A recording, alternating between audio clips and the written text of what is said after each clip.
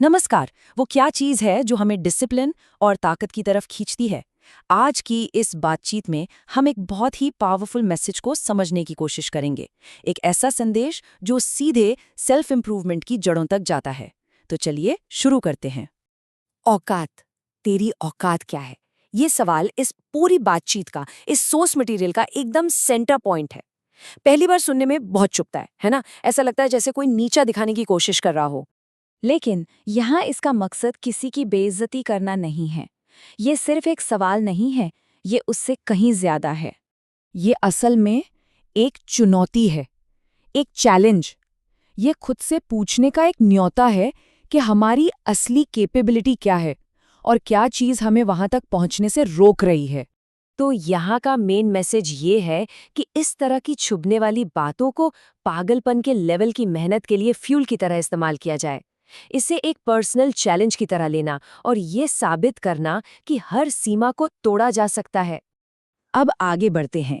Source material आज की generation में एक बहुत बड़ी प्रॉब्लम की तरफ इशारा करता है। एक ऐसी प्रॉब्लम जिसका सीधा ताल्लुक हमारी फिजिकल स्ट्रेंथ और हिम्मत से है। और यहाँ जो कंपैरिजन दिखाया गया है वो सच में चौंकाने वाला है। तर्क ये है कि पुराने जमाने का एक 60 साल का इंसान भी आज के 25 साल के नौजवान से ज्यादा मजबूत हो सकता है, चाहे वो हड्डियों की ताकत हो या फिर जिस्मानी बल। तो इस गिरावट के पीछे आखिर है क्या? दो मेन वजह बताई गई हैं। पहली, शरीर में गलत चीजें डालना, यानी हमारा खान पान।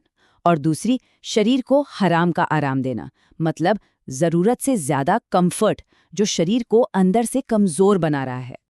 अगर यही रास्ता चलता रहा तो इसका अंजाम क्या होगा? चलिए देखते हैं कि कुछ न करने का, इस इनएक्शन का भविष्य कैसा दिख सकता है। यहाँ जो तस्वीर सामने आती है वो काफी डरावनी है। एक वक्त आएगा जब शरीर जवाब दे देगा। उठना, बैठना, चलना, ये छोटे मोटे काम भी एक जंग की तरह लगेंगे। पूरी जिंदगी दर्द और पछतावे में गुजर जाएगी और अपना ही शरीर एक बोझ लगने लगेगा।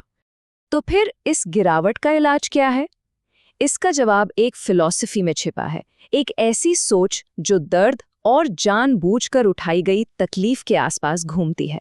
और यही सोच हमें जिम की तरफ ले जाती है। पर जिम ही क्यों? क्या ये सिर्फ बॉडी बनाने के लिए है, दिखावे के लिए?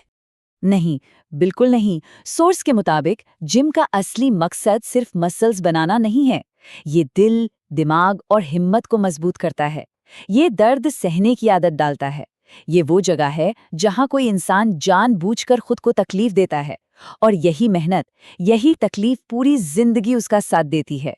और ये बात इस पूरी फिलॉसफी को एक लाइन में बता देती है। जो इंसान खुद को तकलीफ दे सकता है, कष्ट दे सकता है, वो कुछ भी कर सकता है। मतलब साफ है, जब हम खुद मुश्किलों को चुनते हैं तो हमारे लिए कोई भी मंजिल नामुमकिन नहीं रहती। तो अब जब हमने दर्द की इस फिलॉसफी को समझ लिया है, तो चलिए देखते हैं कि इस मेहनत का फल क्या मिलता है, ताकत का इनाम क्या होता है। ये एक बहुत ही कमाल का आइडिया है। सिर्फ 1 घंटे की कड़ी मेहनत दिन के बाकी 23 घंटों को बेहतर बना देती है। जरा सोचिए, 1 घंटे का इन्वेस्टमेंट पूरे दिन की क्वालिटी को कैसे ऊपर उठा सकता है। और इसके फायदे क्या हैं? जो कॉन्फिडेंस कहीं खो गया था वो आसमान छूने लगता है। सड़क पर चलते हुए भी एक प्रेजेंस महसूस होती है। इंसान दूसरों के लिए एक एनर्जी का सोर्स बन जाता है। शरीर अब बोझ नहीं बल्कि सबसे बड़ी ताकत बन जाता है। तो ये सारी बातें हमें एक आखिरी फैसले पर लाकर खड़ा कर देती हैं।